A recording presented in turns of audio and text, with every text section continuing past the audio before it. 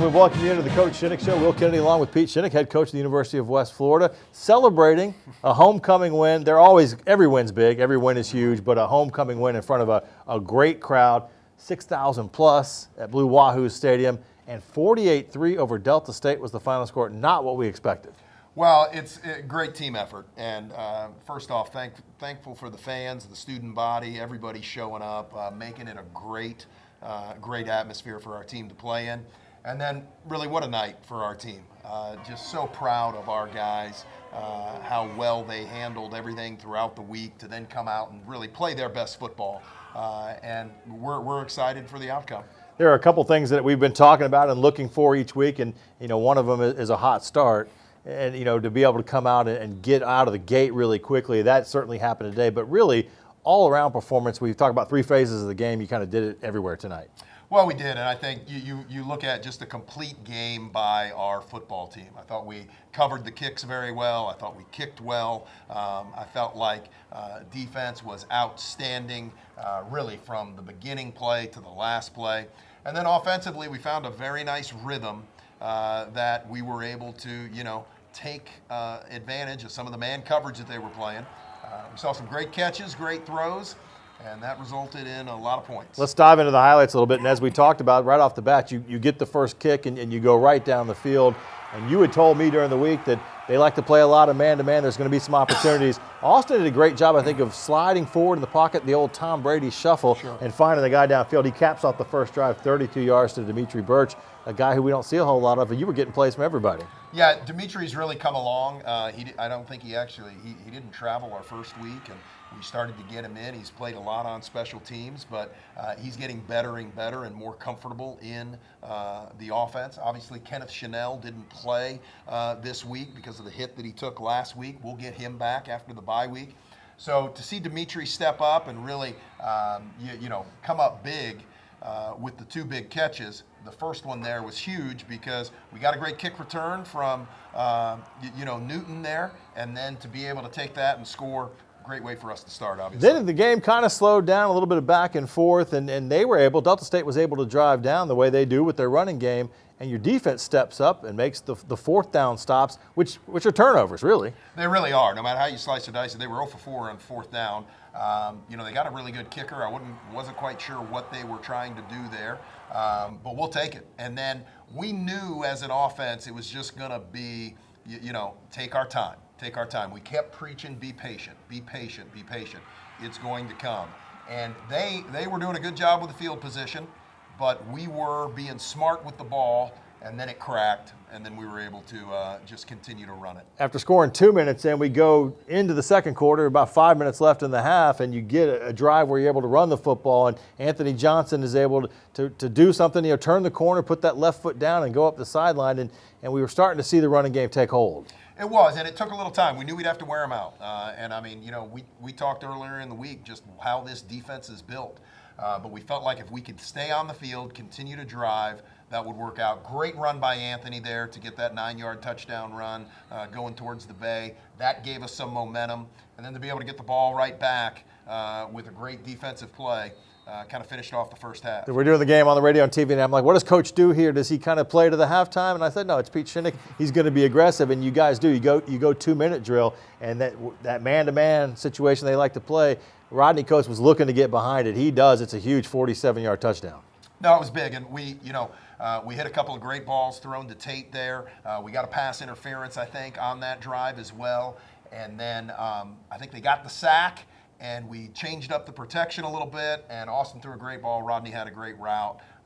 Fantastic way to end the first half. Negative play right into a huge positive one. 21-0, we're going to the half. We'll break down the second half for you coming up next year on the Coach Shinnick Show.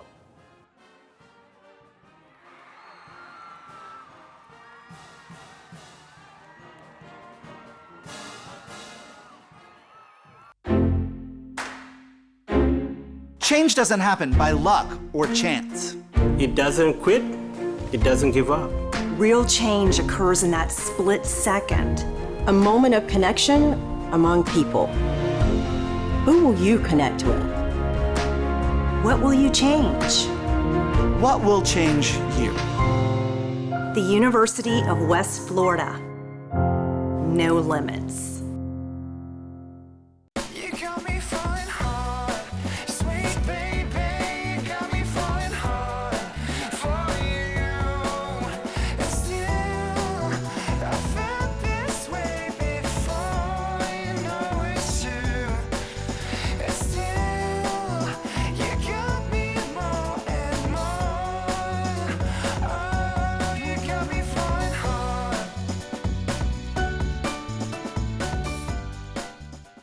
What does Argo spirit look like? Is it finding the perfect Argo outfit to show your team pride? Is it giving back while getting your pre-game grub? Or is it connecting with your community in the perfect spot? At Penn Air Federal Credit Union, it's being a proud sponsor of UWF Education, the Alumni Association, athletics, Penn Air Field, and having a spirit of communerosity. Learn more at pennair.org/aboutus. Welcome back to the Coach Shinnick Show. We're diving into the second half of this one, and you felt like Delta State down 21-0 would have to come out. They were getting the football. That was really a key drive for your defense, because if they can put some points on the board, they're still in it. But if you can hold them out, it kind of changes the dynamic of what they do on offense. It does, and we felt like if we could gain some momentum, that'd be great. One of the things we talked about at halftime, last year we were down, and we came out and got back in this game. 2 years ago, they did the same thing, and so we were like, we got to capitalize on this. We need a great kickoff. We need great coverage. We need to go out and get a stop. That was awesome, and then to get the ball back and then to march really put us where we wanted to be. Hard to pick out, defensively. It really was a team effort. You had lots of guys flying around in the football. I thought your secondary really came up and supported the run very well.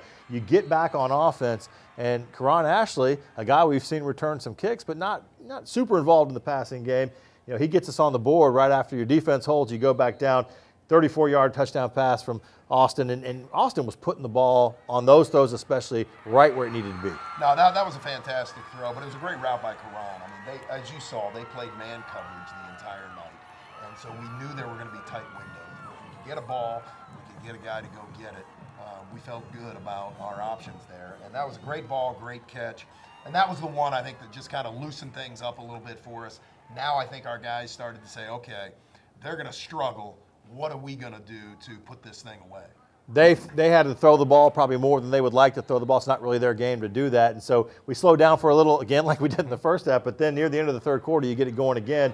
And this time, Dimitri Birch, we talked about it, bust-out game for him. It's a 34-yarder. He was wide open on the first one. This one was a great catch. No, this one was a great catch, and it was, that was really set up by our run game. We had been running out of that formation. We had been really looking for the opportunity to take that shot. And I think it was a second down call, and just felt like we had the right matchup. We had them where we wanted to be. And for Dimitri, strong guy, just to go up, grab that was awesome to see. So Austin had hit his 4 touchdowns, and it's time to run the football a bit. And you work through, I've noticed the pattern, you kind of work through all the guys and get them in at running back, and we'll see them all. Shamari Mason, I felt like we've seen him a couple times be really close to breaking it and making some big things happen. He does it twice in this game. One of them, 57-yard touchdown run. He ends up with 100 yards, I think 25 yards a carry, and a pair of touchdowns to really, just kind of cap off a great night. Yeah, we're trying to obviously run the clock out there, and really on his 2 touchdowns, we're just trying to say, all right, let's get a good drive in here. Let's keep making it. But he got in the open field, and man, he just looked awesome. We were close on that, I think, at Lynchburg. A couple of weeks ago, he was so close, ready to pop. So to see him do that, great for him. Fantastic night, and a great way to finish it. Also, get the defense back out there and let them keep playing. He had a 2-play, 67-yard drive. It was all Shamari Mason. In the end, you guys do give up a field goal, but I think we look back. It's been at least a decade since Delta State hasn't scored a touchdown in a game. This defense came up tonight, and to do that to a quality GSC opponent is something else. Well, nobody's really scoring many points on us. We lost the game where we gave up 20 points and scored 13. Okay, so we gave up 14 the next week. We got a shutout the following week. I think we gave, 21 last week, whatever that was. Nobody's really scoring against us. And of those 21 last week, the offense was 7 of that with a pick 6. Our defense is playing very, very sound football. We got to continue to do that as this last 5-week stretch goes. We're fired up that we got a bye week.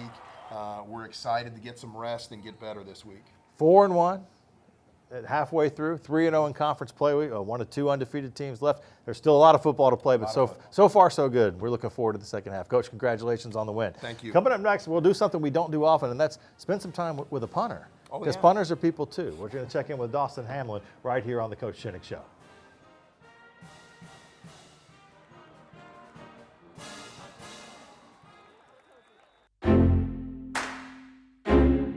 Real change occurs in that split second. A moment of connection among people. Change is inclusive. Change is collaborative. Change is transformative. Change connects. Who will you connect with? What will you change? What will change you? The University of West Florida. No limits. What does Argo Spirit look like? Is it finding the perfect Argo outfit to show your team pride? Is it giving back while getting your pre-game grub? Or is it connecting with your community in the perfect spot? At Penn Air Federal Credit Union, it's being a proud sponsor of UWF Education, the Alumni Association, athletics, Penn Air Field, and having a spirit of communerosity. Learn more at pennair.org/about us.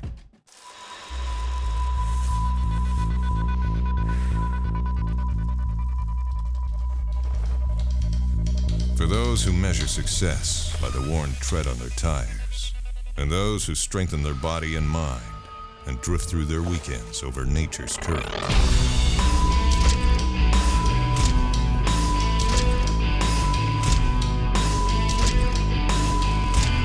Andrews Institute, for those who move. Welcome back into the Coach Shinnick Show. Each week we like to profile one of the players here on the UWF football team. Dawson Hamlin, the punter, is with us this week. Fantastic beard, by the way. I'm jealous. I'm a little bit jealous of it. Let everybody know where you're from. I'm from Troy, Alabama, and I'm the sophomore punter here at West Florida. Punter, holder as well. Yeah. A little bit nerve-wracking. I was just thinking about that when you're holding for field goals and extra points. I mean, I know when you take the snap and you punt it away, that's easy. You're just kind of letting it fly. It's a little different when you're holding. How nerve-wracking is that? You just have to try to do it enough times to where it's just second nature. You know, I before ever holding, I'm catching 1,000 one-handed snaps for sure. Maybe you should have worked with Tony Romo back in the day, helped him out a little bit. Yeah. Let's talk about the punting. Interesting, we've been talking about it on the broadcast, and you go a week, you don't punt the ball at all against Virginia Lynchburg a couple weeks ago, and then you come out against Mississippi College, and you really had a nice week of punting and being able to pin them back. And I know that's what you're working on in practice, right, is hang time, keeping the ball up in the air, but trying to use some direction and keep people pinned down. No doubt, yeah. Virginia Lynchburg, no action whatsoever. Honestly, a really boring game, but we played really well, and I was excited to get to come out against Mississippi College and punt some balls finally. But didn't go as well as I wanted to, but we got some really good rolls. When you don't punt it on again, what are you doing on the sideline? Like what's happening for Dawson Hamlin on the sideline that game? Just cheer my heart out. I mean, that's all I can do, really, and just get ready to hold.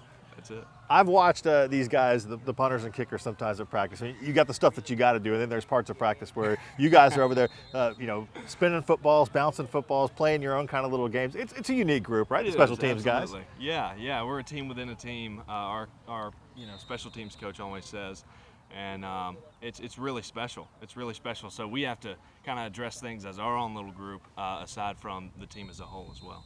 Pressure's on, though, when the bell rings, right, to come out. You kind of have progressed into this role. Last year, you get your opportunity to come out and punt, and this year, kind of continuing to grow from where you were. Is it consistency the goal, just trying to make sure that every time you're out there that, you're not going to have a mistake at all and everything's going to go well? Yeah, and it's not so much just avoiding the mistakes because those are kind of inevitable, but it is more so consistency. It's it's hard to punt a ball well every single time. There's a small margin of error, and we're just trying to maximize on all our opportunities. The wind can be your friend, it can be your enemy, all those kind of things. Hey, punters are people too, so let's get to know you off the field a little bit. What are you studying? I am a supply chain and logistics major. I plan on starting my own business after this, and I just really know that I need something that's my own to truly care about it for sure. Troy, Alabama, so you got family close by. Do they come to a lot of the games? Absolutely. The folks are coming down for this game and excited to see them for sure. So we, the guys in the trenches, the linebackers, receivers, we ask them kind of like, what do they do to get pumped up for the game? What are you listening to, that kind of thing? What about punters? This is going to be unique. You ready? Barry Manilow? No, you're going to go there? No. Classical music. Wow. Classical music. Because I read a book. It's called Chop Wood, Carry Water, and it talked about being somewhere in the middle of totally asleep and super hyped up for a precision sport, you know? So I try to stay in the middle somewhere with classical music. I've often said for kickers, it may apply to punters as well too, that it's kind of like golf in some ways because mechanics are so important and that kind of thing. Just kind of keeping your mind right, so that the classical music helps with that. Yeah, it actually works, yeah. What about, what do you like to do kind of off the field? Video games at all? Is there anything that you're streaming and binge watching? No, not really. I kind of gave that up. As football season rolls around, I just want to kick footballs, honestly. That's what I love. Just you and the football. Just become one with it as well. It's an art for sure. All right. So when season's done, and like if you're going out, with the special teams guys or some of the other guys on the team, if it's karaoke night, what is Dawson Hamlin and this beard and the mustache? What are you jumping on stage and singing? What's your go-to? Midnight Train to Memphis by Chris Stapleton. This guy, man. We got country music. We got some classical music as well. Yeah, so. Absolutely. Well, we will hope that we don't see you kick, which probably means the offense is going well, but we know that if you do, that you're going to do your best to make sure that the other team's operating deep in their own end. Yes, sir. Appreciate We'll you, do it. Dawson. Thank you. Sir. Dawson Hamlin is with us. Coming up next, we'll dive into some of the other fall sports that are in action here at the University of West Florida, right here on the Coach Shinnick Show.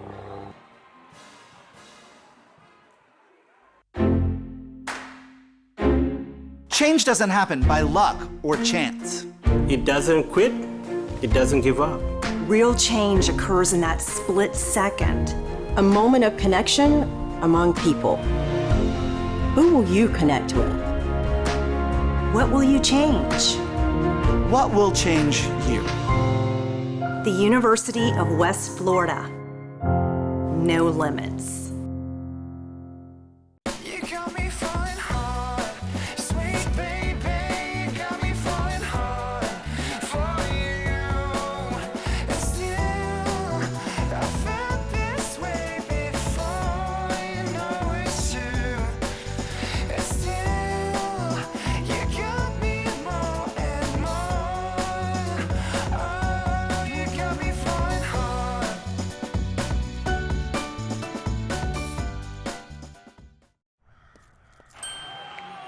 Hey, who are you? Oh, hey, Jeff, I'm a car thief. What? I'm here to steal your car because, well, that's my job. What? What? What? What? What? What? What? It happens. So get all state. I'd be better protected from mayhem, like me. Mayhem is everywhere, so get an Allstate agent. In Pensacola, call Melissa Keener.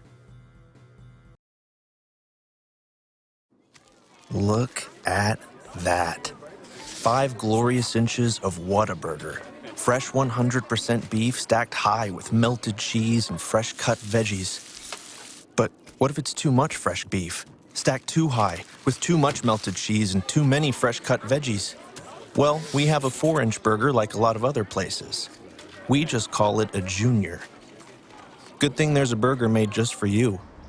Good thing there's Whataburger. And we welcome you back in. Lots going on here at the University of West Florida. We're in the midst of volleyball season. Coach Melissa Walter with the UWF volleyball team joins us now. You guys are rolling. You go on the road this last week, went up to Georgia, enjoyed some of the scenery up there, but most importantly got a couple of wins, getting a win at West Georgia, a good clean match there, pretty much 3-1, and then Valdosta 3-0 over the weekend as well. So really some dynamic play from your ladies. Yeah, it was a great weekend for us. We knew it was going to be tough competition. We were tied with West Georgia going into that match. Both teams were undefeated in conference, and Valdosta always plays us tough. So we had a different focus last week in practice, and it definitely transferred into both of those matches. So I'm really proud of our team. I know as a coach, it's always interesting to see each year as you bring a team back and you've got some returners and some new players stepping in and some stepping up their roles to kind of see how that plays out and develops. And so now you guys are 12-5, 17 matches into the season. You have a pretty good pulse on this team? I do. I think there's a lot of things that have surfaced for us in terms of who we can count on in different situations. And clearly Jordan Poppin has stepped up as not just a captain and a leader from a senior standpoint, but just from a point scoring standpoint. She's playing some really good volleyball right now. So she certainly has been somebody that's become very important to what we're trying to accomplish. And But yeah, there were a lot of players that they didn't know what it was like to play on the road in conference. And you can try to prep them all you want, but you don't know until you actually get them out there. So it was fall break for those guys, which was kind of nice because they normally pull in huge crowds. Both of them had very good crowds, but I think our players just responded so well to some adversity that happened. Certainly in the West Georgia match, we had a later start than we had planned. And, I think winners are flexible, and we just keep pushing that with our team. But, all in all, for the weekend, I thought it was really, really good volleyball on our end. We talked earlier in the season, you went out and played some really tough competition to start, as you always do. You mentioned Jordan there, and as a team as well, for Jordan to come back from the shoulder surgery and to be the leader that you know she can be, but also for you guys, obviously in the conference, you're the hunted. You went last year and won the regular season and the conference tournament, only lost one match along the way. You're going to get everybody's best. For sure, and it's very uncomfortable, and it's very difficult to get our team to understand that it's okay to be uncomfortable, and sometimes it isn't going to feel good, but you just got to grind through it. Certainly, Jordan, I think right now is hitting her stride, and that's been really helpful for our team. But in the interim, we've had, like this weekend, if you didn't know it, you'd really have to kind of inspect the stats, but Ebony Powers had a great weekend for us. And that's so important to have, the bookend to Jordan be playing well as well, because we can't, Jordan's only in the front row for 3 rotations. So Varicia Yan has become somebody that has stepped up, and obviously as a young player, it's been kind of fun to watch her and have her get challenged this weekend, especially against West Georgia with 2 other really good freshman middles as well. So, it's just one of those things where we're learning as we go, but I just love the camaraderie of this team, the chemistry. They all have each other's backs, and that's just super important. You guys will work the road again this week coming up, some more conference matchups at Montevallo and Auburn-Montgomery as well. But the big event coming up, and those are Thursday, Friday for those matches, is next, Tuesday the 15th of October will be the Packet Pink match. And this is something that I know is close to your heart, a fantastic event, kind of grows every year, and you're raising money for the fight against breast cancer, but it really is an emotional and family type thing. For sure. We decided years ago after I was diagnosed, and this kind of became one of our marquee matches, that we wanted to have this be a representation of people that have fought against cancer, people that will fight against cancer, and people that have lost their battle to cancer. So, there's a lot that goes into that day. In fact, right now we're working on the silent auction. It's going to go live tomorrow at noon, so everybody should keep their eye out for that. But yeah, it's one of those things where we'll bring a guest coach in, and we just want to make it real for the team so that they understand what it's like. And in life, you're going to fight for way more than sports. And I think sports becomes our platform to promote this event and try to raise as much money to fight against breast cancer as possible. Very cool event. You'll have a survivor reception in the Argo Athletic Club right here at the field house before that match. I saw there'll be a tailgate outside, kind of in the area behind the field house here in the student center. It's going to be fantastic, and I think that's kind of the cool thing. You're able to add some elements on. Last year you guys did the walk as a team. I know you mentioned you have that personal connection, but then you see so many of your boosters and family members of players and just people who are connected to the university that also come and they're recognized and kind of share their experience. Yeah, it's a special day, and even though it's emotional for me, that's not what it's about. It is about trying to bring awareness to the fact that someone, if it's us or if it's someone that's close to us, I mean, someone in your lifetime is going to be affected by cancer, and it is real. And when I was diagnosed, I guess it's almost 13 years ago now, I just couldn't believe it. It was a shock. I mean, I was 33 at the time, and it just was, it was one of those things that was important for me to remember that I had this community of people that were going to rally behind me. And that's what you'll see on Tuesday is, we're going to see mothers of our current players. We're going to see grandparents. We're going to see boosters, like you said. And it's really a unique event. And I'm really proud of what we do here at the university to support this event. October 15th, Bellhaven will be here. 7 o'clock start for the match, 5:30 for the reception. Tailgate is kind of in between that interim as well. Should be great. And GoArgos.com will have information connect to the silent auction as well. Good luck out on the road this weekend. 12-5, looking for more. Coming up next, we will check in with UWF soccer right here on the Coach Shinnick Show.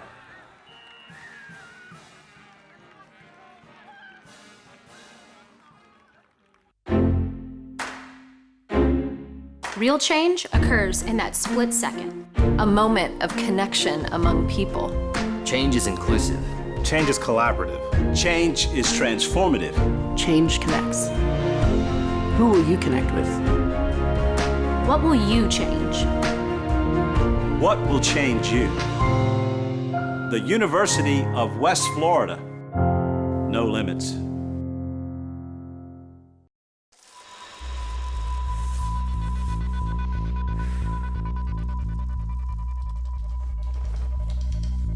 For those who measure success by the worn tread on their tires, and those who strengthen their body and mind and drift through their weekends over nature's current.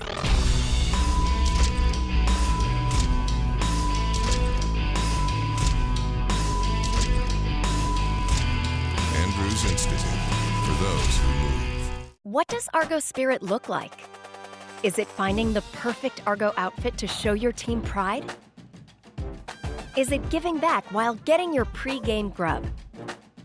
Or is it connecting with your community in the perfect spot? At Penn Air Federal Credit Union, it's being a proud sponsor of UWF Education, the Alumni Association, athletics, Penn Air Field, and having a spirit of communerosity. Learn more at pennair.org/aboutus. Welcome back into the Coach Shinnick Show. We are taking a look at some of the other fall sports that are going on here at the University of West Florida. Soccer in action, and the men have been off to a great start for Coach Bill Elliott. The Argos came into the weekend last weekend 6-0, ranked number 6 in the country, and they had 2 Alabama teams coming down for some conference play. Montevallo came in first on Friday, and the men were able to pull out a 5-0 win. Big performance for the Argos. A little bit tougher sledding on Sunday with Auburn Montgomery in. The Argos take their first loss of the season, 1-0 the final score in that one. So they fall to 7-1 on the year, and that's their first loss in conference play as well. After the game, we caught up with Coach Elliott to talk about the weekend action. Great win on Friday against Montevallo, who I respect a lot, and you know, that game had a completely different life than the game today. We were able to move the ball, and Montevallo were really tough to break down in the beginning, and we were able to finally find some gaps and get a couple of goals, and I'm not sure it was ever as comfortable as it looked on the score sheet. We turn around to today, it was really high-paced, intense game. Every ball, first ball, second ball, was challenged hard all over the field. We had to switch a few things, and AUM were up for the fight, and they played very well, and the games come fast and furious, and there's not a team in the country that doesn't face some adversity, and today was our day for that. The real question is, how are we going to bounce back going into next week? Coach Joe Bartlinski and the UWF women's soccer team also in action, same 2 opponents, and Friday night it was a tight one against Montevallo, and it was a 1-0 win for the Argos. Another clean sheet for Stephanie Barreras in the goal. A little bit different in the second match of the weekend against Auburn Montgomery. You don't see this often. Double digits up on the board, 11 goals for this team as they pull out really kind of the showcase game of the season so far. 2 conference wins over the weekend. Both soccer teams out on the road this week. Conference action as well. They'll be at Lee and at Shorter in GSC play. Cross country also in action, running some of their best times of the year at an event up in Louisville, Kentucky over the weekend. The cross country teams both will be in action over in Tallahassee coming up this weekend. And the swimming and diving team, they were in Tallahassee. Good performances for the divers over there. They'll be up in Birmingham for some fall action coming up. That's a look at all the athletics that are going on. Again, a bye week for football this week before finally getting back into conference play against West Georgia. That comes our way October 19th. We'll be breaking down that matchup for you next week right here on the Coach Shinnick Show. Thanks for watching.